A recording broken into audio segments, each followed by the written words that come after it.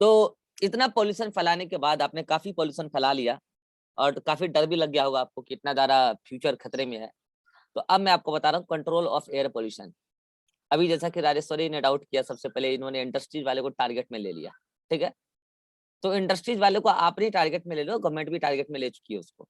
लेकिन हाँ, इंडस्ट्रीज वाले गवर्नमेंट के प्रोटोकॉल्स को मोस्टली इंडस्ट्रीज वाले फॉलो करते हैं, लेकिन आम पब्लिक नहीं करती है। आप आम पब्लिक को टारगेट में नहीं लेते हो, लेकिन मेरे जैसे लोग आम पब्लिक को टारगेट में लेते हैं। आम पब्लिक ज्यादा बदमाश है। इंडस्ट्रीज वाले को तो क्या है, सरकार एक दिन जाएगा तो इंडस्ट्री बंद करा देगा। आम पब्लिक कितना है कि सरकार कंट्रोल नहीं कर पाता है, ठीक है। तो ये जितने भी अभी मैं डिवाइस बताऊंगा, ये सारा डिवाइस इंडस्ट्रीज के लिए है और आम पब्लिक के लिए कोई डिवाइस नहीं होता। आम पब्लिक के लिए अवेयरनेस होता है, ठीक है। उसकी भी चर्चा हम करेंगे आगे।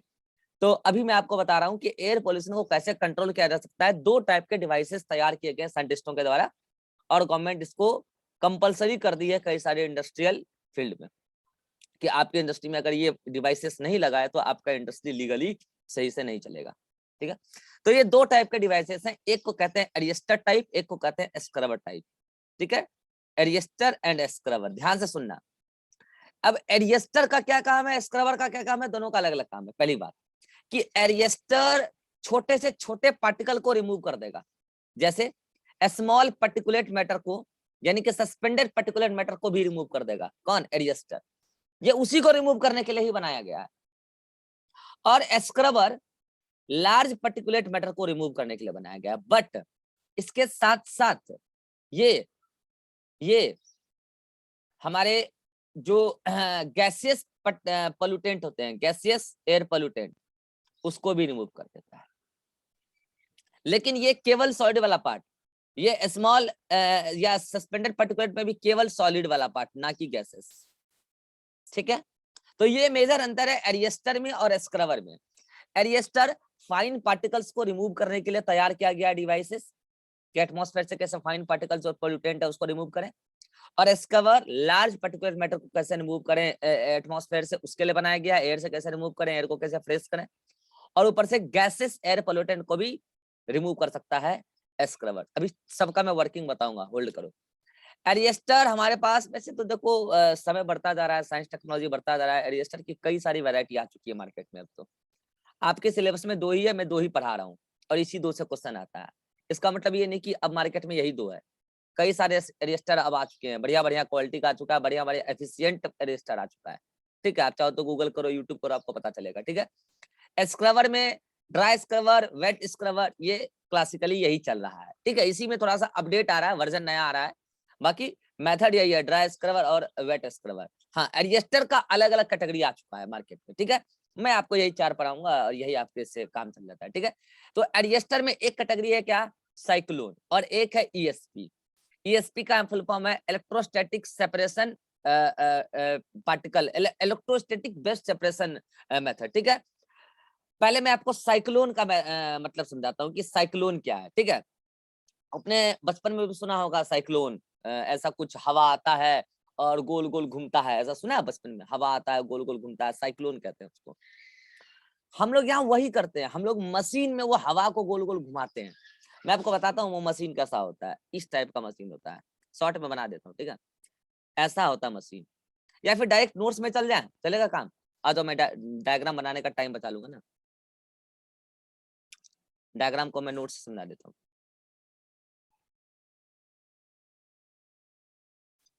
इधर इधर है, ये रहा, ये है आपका साइक्लोन।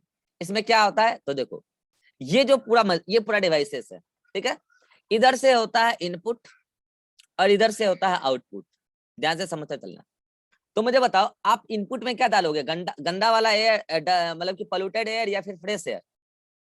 जाहिर सी बात है यार, आप पोल्यूटेड एयर ही डालोगे ना इनपुट में, ठीक है। तो उसमें डस्ट पार्टिकल वगैरह है, ठीक है। मैंने पहले ही बोल दिया, cyclone is a type of arrester जो कि स्मॉल फाइन पार्टिकल्स को रिमूव करेगा। तो इसमें डस्ट पार्टिकल वगैरह है पोल्यूटेड एयर में। ये जो डिवाइसेस है, इसके ऊपर में लगा होता है फैन, और ये फैन काफी स्पीड से घूमता है। ये आज इंटरनेट को हो क्या रहा है, आप ठीक है ना, लैग करे तो बताना। तो ये फैन काफी स्पीड से घूमता है। जब ये एयर इधर से एंटर करता है, पोल्यूटेड एयर को एंटर कराया जाता है, मशीन वहीं पे फिट करते हैं जहां से पोल्यूटेड एयर निकलता है। वहीं पे मशीन को फिट कर देते हैं। तो जब इसमें एयर घुसता है तो एयर काफी फास्ट रोटेट हो जाता है, और जब ये रोटेट होता है एयर, तो इसमें जो डस्ट पार्टिकल है ना, उस डस्ट पार्टिकल को भी एक रोटेशनल मोशन मिल जाता है। और आपको पता है जब भी कोई पार्टिकल रोटेशनल मोशन करता है तो दो टाइप के फोर्स लगते हैं, एक लगता है सेंट्रीपिटल, एक लगता है सेंट्रीफ्यूगल।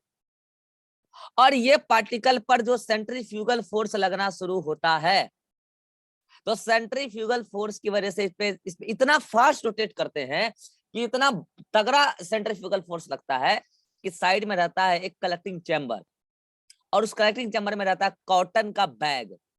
ये सारा सेंट्रीफ्यूगल फोर्स से डस्ट पार्टिकल वगैरह कॉटन बैग में जाके चिपक जाता है। ये मतलब चेंज करने के जैसा रहता है कॉटन बैग, आप डेली चेंज कर सकते हो, उसमें जाके चिपक जाता है। और जब उसमें जाके चिपक जाता है तो बस हो गया, अब बचा क्या, फ्रेश एयर। एयर में तो गैसेस है, और गैसेस को रिमूव करने के लिए बना नहीं था, ये तो केवल सॉलिड पार्टिकल को रिमूव करने के लिए बना था। और वो सॉलिड पार्टिकल जो डस्ट पार्टिकल था तो कॉटन बैग से जाके चिपक गया, और एयर, अब फ्रेश एयर इस आउटपुट से निकल जाता है। यही है साइक्लोन। आपसे कोई पूछे साइक्लोन का वर्किंग प्रिंसिपल क्या है, तो आप बोलोगे वर्किंग प्रिंसिपल इसका डस्ट सेपरेशन। साइक्लोन किस मेथड पे वर्क करता है, answer centrifugal method, centrifugal force method. This is all about cyclone. ज्यादातर इसको यूज करता है सीमेंट इंडस्ट्री, सीमेंट इंडस्ट्री या डस्ट रिलीज करने वाली जितनी भी इंडस्ट्री होती है, मैंने आपको बताया था सीमेंट इंडस्ट्री या एस्बेस्टोस इंडस्ट्री, इस टाइप की जितने भी इंडस्ट्रीज है वो लोग इस साइक्लोन को यूज में लाती है। आई थिंक साइक्लोन सभी को क्लियर होगा। साइक्लोन में किसी को कोई दिक्कत है, जल्दी से बोलो। चलो नेक्स्ट है ईएसपी। ईएसपी मतलब इलेक्ट्रोस्टैटिक प्रेसिपिटेटर। मैं इसका डायग्राम आपको समझा रहा हूँ, डायग्राम से एक्सप्लेन कर रहा हूँ। मैं आपको ऐसे समझा रहा हूँ, पहले समझो कैसे समझाऊं, ऐसे समझो। ये चिमनी है, मान लो ये चिमनी है, ठीक है। ये चिमनी वाले थर्मल पावर प्लांट वगैरह में लगता है इलेक्ट्रोस्टैटिक प्रेसिपिटेटर। और मैं आपको बता दूं इलेक्ट्रोस्टैटिक प्रेसिपिटेटर 99% कार्बन पार्टिकल को रिमूव करता है, 99% सॉलिड पार्टिकल को रिमूव करता है। लैग करेगा तो बताना कोई एक बच्चा, ठीक है। ये 99% कार्बन पार्टिकल को रिमूव कर देता है। कैसे करता है इसका थोड़ा apparatus को समझिए। होता क्या है, ये मान लो पूरा चिमनी है, चिमनी के टॉप पर हम लोग, चिमनी के टॉप पर जो एकदम जैसे मान लो टॉप है ना, तो टॉप पर इस डिवाइस को लगाते हैं। तो डिवाइस को कैसे लगाते हैं गौर करना।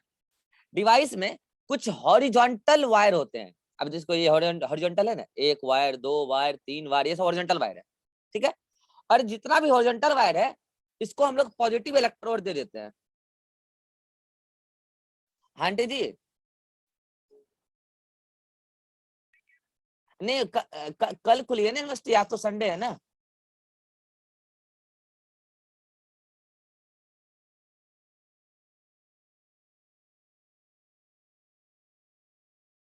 मैं आऊंगा आंटी जी।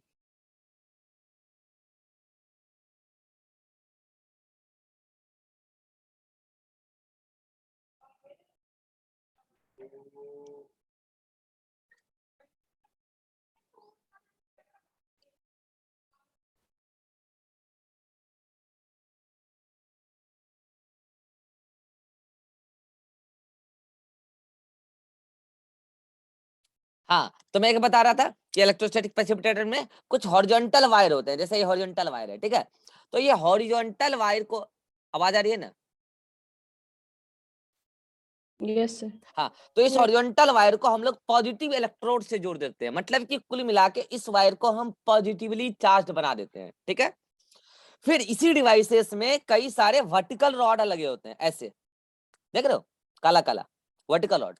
और इस वर्टिकल रॉड को हम लोग निगेटिव इलेक्ट्रोड से जोड़ देते हैं, वो भी हाई वोल्टेज निगेटिव इलेक्ट्रोड से। हजार हजार मिली वोल्ट का करंट दे देते हैं इसको, लेकिन निगेटिवली चार्ज, ठीक है। अब समझ, हाई वोल्टेज। तो क्या होता है कि ये पूरा apparatus है, ये पूरा इलेक्ट्रोस्टैटिक प्रेसिपिटेटर, ठीक है। अब समझना, पहले हम लोग दोनों को एट अ टाइम चार्ज दे देते हैं, इसको नेगेटिव इसको पॉजिटिव। और ये हमारा चिमनी है, ये हमारा पूरा चिमनी था। नीचे से धुआं निकलना स्टार्ट हुआ, धुएं में क्या है, कार्बन पार्टिकल, वो निकलेगा बाहर।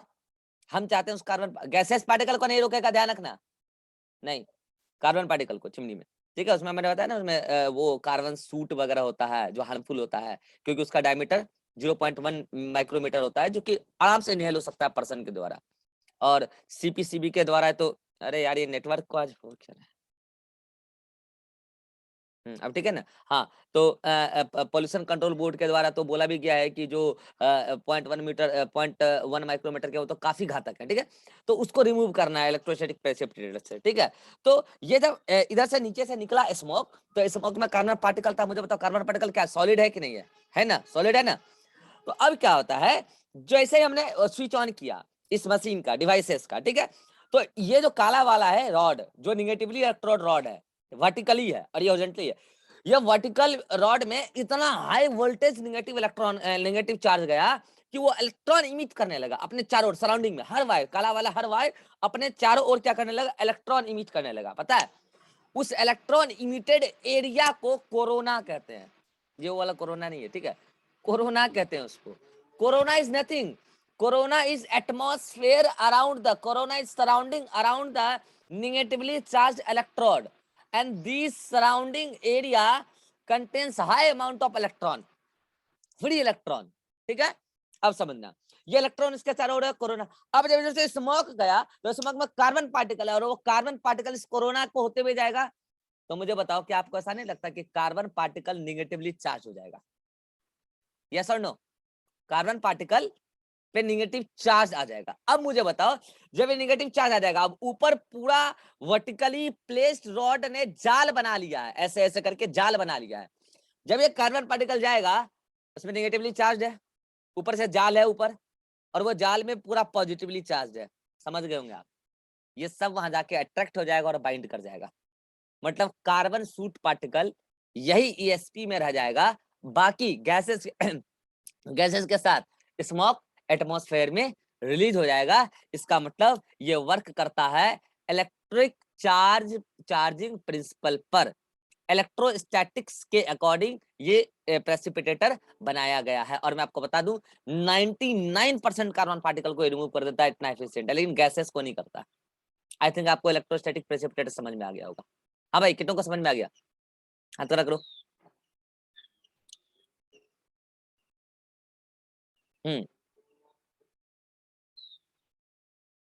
बाकी लोग का, हाँ एक मिनट रुक जाओ, एक मिनट रुक जाओ, रुक बोल दिया। बाकी बीच में नेटवर्क एरर हो तो बोल देना, नहीं तो मुझे पता नहीं चलती है, ठीक है। हाँ बोलो। सर जो वर्टिकली अरेंज है उसमें इलेक्ट्रिसिटी पास करवाएंगे तो सर कार्बन पार्टिकल तो उसी में न चिपक जाएगा। उसमें क्या चिपक जाएगा? उसमें जब हाई वोल्टेज इसलिए तो रखे थे उसको, उसमें चिपक जाएगा। उसमें चिपकाना ही नहीं था हमको, उसमें कैसे चिपक जाएगा? उसमें नेगेटिवली चार्ज है। अच्छा तुम ये सोच रहे कि उसको जाल बना के रखे? ना ना ना, उसको जाल बनाए हॉरिजॉन्टल वाले को। ये तो सिंपली ऐसे ऐसे रॉड नीचे गिरा हुआ है अंदर की तरफ, सिंपली। उसमें कार्बन पार्टिकल चिपकेगा नहीं, उससे तो कार्बन पार्टिकल को नेगेटिव चार्ज प्रोवाइड किया जा रहा है कोरोना के द्वारा। ये देखो मशीन दिखाते हैं, इधर देखो, ये मशीन है। अब ये मशीन यहाँ पे फिट किया हुआ है। अब इस मशीन को तो यहाँ फिट कर दिए हैं, ये हॉरिजॉन्टल जाल है और इसके नीचे रॉड है काला काला सा, जो आपको दिख नहीं रहा, अंदर में है, ठीक है। अब इसको मैंने यहाँ पे जूम करके बनाया, यहाँ पे ये देखो, ये है पूरा डायग्राम, और यही आपके NCERT में भी है, ठीक है। समझो, ये जो आपको दिख रहा है ना, ये वाला, ये एक्चुअल में वर्टिकली प्लेस्ड है। फील करो इसको, फील करके समझो कि ये वर्टिकली प्लेस्ड है। और उसके चारों ओर जो ये सराउंडिंग है, ये है कोरोना, ये है कोरोना, निगेटिवली चार्ज सराउंडिंग, ठीक है। और ये जो है, ये है हॉरिजॉन्टल रॉड, और ये पॉजिटिव इलेक्ट्रोड, और ये वाला निगेटिव इलेक्ट्रोड, और उसके चारों ओर कोरोना भी निगेटिवली चार्ज माहौल है, ठीक है। अब समझो, इधर से कार्बन पार्टिकल, पूरा स्मोक आया, उसमें कार्बन पार्टिकल है, तो वो जब आया तो कोरोना को होके क्रॉस करेगा, और कोरोना को होके जब क्रॉस करेगा तो निगेटिवली चार्ज कार्बन पार्टिकल हो जाएगा। और उसका इसमें यहाँ पे पॉजिटिवली चार्ज रॉड है ही, उसमें वो अट्रैक्ट हो जाएगा। उसके बाद इधर से केवल क्लीन एयर निकलेगा, लेकिन उसमें गैसेस पार्टिकल रिमूव नहीं हुआ है। ये वर्किंग है किसका? इलेक्ट्रोस्टैटिक प्रेसिपिटेटर का।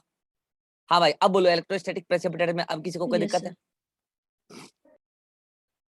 हाँ भाई, सभी को क्लियर है? Atiq? Yes sir. Rajeshwari? Yes sir. Ribha? Yes sir. Drishti? Yes. Vivek? Yes sir. चलिए, अब मैं आपको बता रहा हूँ स्क्रबर भी बता ही देते हैं, ठीक है। देखो स्क्रबर, ये हो गया आपका कौन? एरिएस्टर का दोनों कैटेगरी मैंने बता दिया, साइक्लोन और इलेक्ट्रोस्टैटिक प्रेसिपिटेटर। क्वेश्चन आता है साइक्लोन किस प्रिंसिपल पे वर्क, किस मेथड पे वर्क करता है? सेंट्रीफ्यूगल फोर्स पे वर्क करता है। इलेक्ट्रोस्टैटिक प्रेसिपिटेटर किस पे वर्क करता है? तो ये इलेक्ट्रिक चार्जिंग सेपरेशन पे वर्क करता है, और इसके लेवलिंग पूछे जाएंगे एग्जाम में, ठीक है। अच्छा, एनसीईआरटी ने क्या किया, सुनना ध्यान से, इसको लिखा है डिस्चार्ज कोरोना। बच्चा इसका मतलब क्या समझ लेता है पता है? कि कोरोना में चार्ज नहीं है, कोरोना में चार्ज है भैया। ये डिस्चार्ज कोरोना का मतलब ये है कि ये पूरा रिलीज किया हुआ कोरोना है, किसके द्वारा? निगेटिवली इलेक्ट्रोड्स के द्वारा रिलीज किया हुआ चार्ज है। रिलीज, यहाँ डिस्चार्ज का मतलब रिलीज है। कहते हैं ना हॉस्पिटल से डिस्चार्ज हो गया, इसका मतलब क्या? हॉस्पिटल गया था तो करंट लगा था, उसका करंट खत्म हो गया, ऐसा थोड़ी है। हॉस्पिटल में एडमिटेड था, वो रिलीज हो गया, तो उसी को ये बोल रहा है डिस्चार्ज कोरोना। कंफ्यूज ना हो कि उसमें चार्ज नहीं, नेगेटिव चार्ज है उसमें। इसके अलावा एनसीईआरटी हॉरिजॉन्टल प्लेट को क्या लिखती है?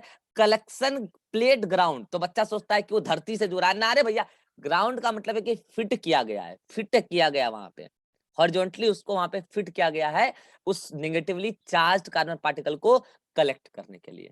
तो ये दो वर्ड में एनसीईआरटी में कंफ्यूजन नहीं होना है। 99% सॉलिड पार्टिकल को ये रिमूव कर लेता है। ज्यादातर ये थर्मल पावर प्लांट में लगाया जाता है, और अब थर्मल पावर प्लांट को स्ट्रिक्ट बता दिया गया कि आपको लगाना ही होगा, ठीक है। नेक्स्ट है स्क्रबर। मैंने आपको पहले भी बोला कि स्क्रबर दो प्रकार का होता है, wet scrubber, dry scrubber. Wet से पता चल रहा है गीला गीला सा, ठीक है। वेट स्क्रबर की कुछ तो प्रॉब्लम है आज इंटरनेट में, हाँ ठीक है। वेट देखो, जब यहाँ मेरे स्क्रीन पे लिखा जाता है ना your internet connection is slow, तो मैं खुद ही रुक जाता हूँ। इसके बावजूद अगर इंटरनेट प्रॉब्लम हो तो आप उधर से बोल देना, ठीक है। हाँ, तो जो वेट स्क्रबर है, नाम से पता चल रहा है कि गीला गीला काम करेगा, और ड्राई वाला सूखा सूखा काम करेगा। तो जाहिर सी बात है कि जो वेट स्क्रबर है वो एयर पोल्यूटेंट में पर्टिकुलेट मैटर को भी रिमूव करेगा, जो सस्पेंडेड पर्टिकुलेट मैटर है, इवन लार्ज पर्टिकुलेट मैटर को भी रिमूव कर देगा। और सुनो, और दूसरा गैसियस एयर पोल्यूटेंट को भी रिमूव करेगा। ये सबसे तगड़ा बेनिफिट है वेट स्क्रबर का। अभी मैं उसका डायग्राम भी समझाऊंगा। ड्राई स्क्रबर हम लोग ज्यादा यूज में नहीं लेते हैं, क्योंकि ड्राई स्क्रबर से गैसियस एयर पोल्यूटेंट नहीं हटता, केवल पर्टिकुलेट मैटर हटता है, वो भी लार्ज वाले नहीं, स्मॉल वाले, स्मॉल पर्टिकुलेट मैटर। यानी कि एक तरीके से वो साइक्लोन की तरह ही काम करता है, ठीक है। मैं आपको वेट स्क्रबर का डायग्राम बताने जा रहा हूँ। पहले wet scrubber dry scrubber difference clear है। वेट स्क्रबर जो होता है वो गैसेस एयर पोल्यूटेंट को भी रिमूव कर सकता है, यहाँ लिखा होगा, गैसेस एयर पोल्यूटेंट को भी रिमूव कर सकता है, और पर्टिकुलेट मैटर को भी रिमूव कर सकता है, लार्ज को भी स्मॉल को भी, ठीक है। यहाँ केवल स्मॉल लिखा है। और ड्राई स्क्रबर केवल only removal for gaseous pollutant, sorry, only removal for gases pollutant, मैंने उल्टा बोल दिया, सॉलिड पोल्यूटेंट। गैसेस पोल्यूटेंट को केवल रिमूव करने के लिए काम लिया जाता है स्क्रबर। ये आपका पर्टिकुलेट मैटर जो होगा, जो सॉलिड और लिक्विड वाला हो चाहे, उसको रिमूव नहीं करने वाला। मैं आपको वेट स्क्रबर का डायग्राम समझा रहा हूँ, डायग्राम को समझिएगा ध्यान से, ये आपको एग्जाम में पूछा जाएगा, एनसीईआरटी में भी है। ये मैंने उल्टा करके बनाया, एनसीईआरटी में ऐसे बनाया है, ठीक है। कोई बात नहीं, कोई फर्क नहीं पड़ता, ठीक है। ये पूरा स्क्रबर है। इसमें ना हम लोग ऊपर की तरफ से इधर झरना लगाए हुए हैं। क्या लगाए हुए हैं? झरना। झरना समझते हैं ना, पानी निकलता है उससे। इसमें हम लोग वाटर ले लो या फिर लाइम वाटर ले लो, दोनों से काम हो जाता है। वो लाइम वाटर लोगे तो ज्यादा और बढ़िया रहता है, ठीक है। या तो सिंपली वाटर ले लो या तो लाइम वाटर ले लो, ठीक है, और उसको झरने से स्प्रे करो। अब कैसे ये वर्क करता है इसको समझो। जब आपने पोल्यूटेड एयर डाला, तो पोल्यूटेड एयर में घने सारे चीज है, पर्टिकुलेट मैटर भी है, डस्ट पार्टिकल, गैसेस में कई सारे गैसेस हैं, CO2 है, SO2 है, NO2 है। मैंने आपको पहले ही बोल दिया कि ये स्क्रबर जो है ये गैसियस एयर पोल्यूटेंट को भी रिमूव करने में काम लिया जाता है, इवन दोनों, ड्राई भी और वेट भी। लेकिन dry scrubber gases air pollutant के साथ साथ सस्पेंडेड पर्टिकुलेट मैटर को भी रिमूव करता है। कैसे? तो अभी बता रहा हूँ आपको। मान लो कि इसमें सस्पेंडेड पर्टिकुलर मैटर है, जब आपने पानी डाला, तो पानी डाला तो नॉर्मल पानी डाला ना, तो सारे डस्ट पार्टिकल नीचे बढ़ जाएंगे, बढ़ जाएंगे, बोलो यस और नो। एयर नहीं बैठेगा, एयर पानी से थोड़ी नीचे बैठेगा, डस्ट पार्टिकल नीचे बैठेगा या नहीं बैठेगा, यस और नो। ऊपर से पानी डाला, डस्ट पार्टिकल उसको लेते हुए नीचे, बाकी एयर फ्रेश पे एयर बाहर निकल गया। लेकिन अगर आप चाहते हो कि इसमें से हमें गैसेस एयर पोल्यूटेंट को भी रिमूव करना है, तब आप नॉर्मल पानी मत लो, तब आप लाइम वाटर लो। वो क्या करता सुनना, इस पानी के साथ SO2 अगर रिएक्ट कर गया, अगर लाइम वाटर लिया तो पहले उसका सिग्निफिकेंस समझो। लाइम वाटर CO2 के साथ जब रिएक्ट करेगा तो बन जाएगा कैल्शियम कार्बोनेट, इसलिए लाइम वाटर लिया, ठीक है, कैल्शियम कंटेनिंग वाटर। तो CO2 अगर है तो वो भी रिमूव हो जाएगा, तो कैल्शियम कार्बोनेट बन के नीचे डिपोजिट हो जाएगा, ये लाइम वाटर है। दूसरा, अगर आप नॉर्मल वाटर लियो तो दो और एयर पोल्यूटेंट रिमूव होंगे गैसेस वाले, कौन से? SO2 और NO2। SO2 वाटर के साथ रिएक्ट करके बना देगा H2SO4, वो नीचे डिपोजिट हो जाएगा। NO2 वाटर के साथ रिएक्ट करके बना देगा HNO3, वो नीचे डिपोजिट हो जाएगा। और नीचे वाला प्लेट जो होता है ना, वो खोल के आप दोबारा हटा सकते हो, मतलब या तो खोल के हटा सकते हो, या तो उससे एक पाइप लगा होता है जहां पे कि नीचे चैम्बर में ये पूरा एसिड वगैरह जमा होता है। मुझे एक बात बताओ, एनसीईआरटी ने लिखा है कि वेट स्क्रबर पॉइंट पोल्यूशन कराता है। फिर बच्चा कहता है सर स्क्रबर पोल्यूशन करा रहा है। अरे भैया आप वर्ड को पकड़ ही नहीं रहे हो, पॉइंट पोल्यूशन करा रहा है। मुझे एक बात बताओ, अगर ये एयर इससे ना गुजारते, ये एयर एनवायरनमेंट में ऐसे ही चला जाता है, वो पॉइंट पोल्यूशन होता है या नॉन पॉइंट? हाँ, नॉन पॉइंट। ज्यादा घातक या कम घातक? नॉन ज्यादा घातक या कम घातक? ज्यादा। अगर इससे गया CO2 हो या SO2 हो, NO2 हो या डस्ट हो, वो सब एक चैम्बर में आके जमा हो गया, तो ये चैम्बर तो गंदा हुआ, वो पॉइंट पोल्यूशन हुआ या नॉन पॉइंट? तो कम घातक की ज्यादा घातक? कम घातक में। बाकी आप उसका ट्रीटमेंट भी कर सकते हो, उसका बाद में उसका ट्रीटमेंट भी कर सकते हो। तो this is the working of what, this is the working of scrubber. ये डायग्राम पे नहीं जाना, वो डायग्राम एक्चुअल में नीचे वाले का। और ये wet scrubber are used for both gases pollutant and solid particles as per the requirement. अब कहाँ पे यूज किया जाता है वेट स्क्रबर? गैसेस पोल्यूटेंट के लिए। और कहाँ पे यूज किया जाता है सॉलिड पार्टिकल के लिए? तो सुन लो, वेट स्क्रबर गैसेस एलिमेंट को रिमूव करने के लिए केमिकल इंडस्ट्री में यूज किया जाता है, जहां SO2 CO2 NO2 वगैरह रिलीज हो रहा हो, केमिकल इंडस्ट्री में। और सीमेंट इंडस्ट्री में जहां सॉलिड पार्टिकल को रिमूव करना है, डस्ट पार्टिकल को रिमूव करना है, वहां पे वेट स्क्रबर यूज किया जाता है सीमेंट इंडस्ट्री में डस्ट पार्टिकल को रिमूव करने के लिए। बाकी वहां साइक्लोन तो यूज किया ही जा रहा है। ड्राई स्क्रबर अपने सिलेबस में है नहीं उतना, आप बस सिंपली याद रखना ड्राई स्क्रबर केवल गैसेस पार्टिकल को रिमूव करेगा, सॉलिड को नहीं करेगा। This is all about the control of what, this is actually control of particulate matter. हाँ, वो अलग बात है कि वेट स्क्रबर गैसेस पोल्यूटेंट को भी कंट्रोल कर दिया, लेकिन गैसेस पोल्यूटेंट को कंट्रोल करने के लिए अलग से और भी 3 मेथड है, जिसका जिक्र करेंगे हम कल, क्योंकि आज हो गया टाइम। टाइम हो गया, ठीक है, कल बात कर लेंगे कंट्रोल ऑफ गैसेस पोल्यूटेंट। आज हमने आपको बता दिया control of what, control of particulate matter. यहाँ लिखा होगा, ये रहा कंट्रोल ऑफ पार्टिकुलेट मैटर। तो आप क्या करोगे आज नोट्स में, ये सब आपके 12th वाले 11th वाली केमिस्ट्री एनसीईआरटी में नहीं दिया, ये सब केवल बायोलॉजी में है, ठीक है। आज आप यहाँ तक पढ़ लेना नोट्स में बढ़िया से। और अब आ रहे हैं एनसीईआरटी पे। अगर आप में से किसी को कोई डाउट है तो पूछ सकते हैं।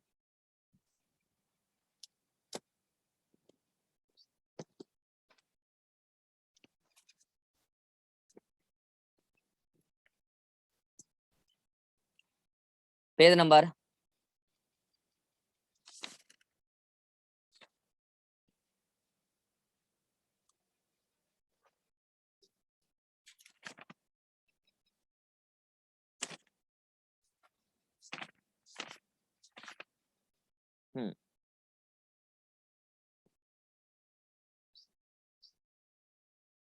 270 पे यहाँ से पढ़ना शुरू करना और आ जाना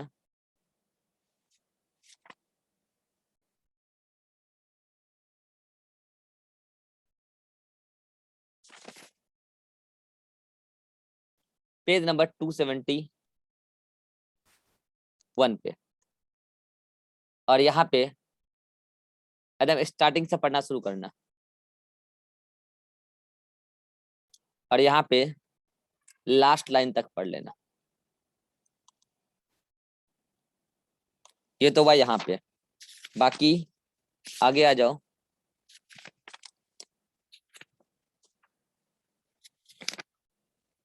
पेज नंबर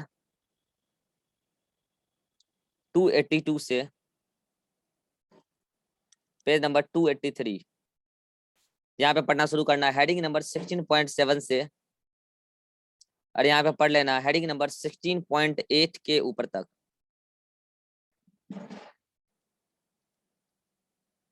चलिए स्क्रीनशॉट लीजिए, किसी को कोई डाउट है तो पूछ सकते हैं। विवेक जा सकते हो क्लास। सृष्टि, रिवा, राजेश्वरी, नो सर। चलिए मिलते हैं इवनिंग वाले क्लास में।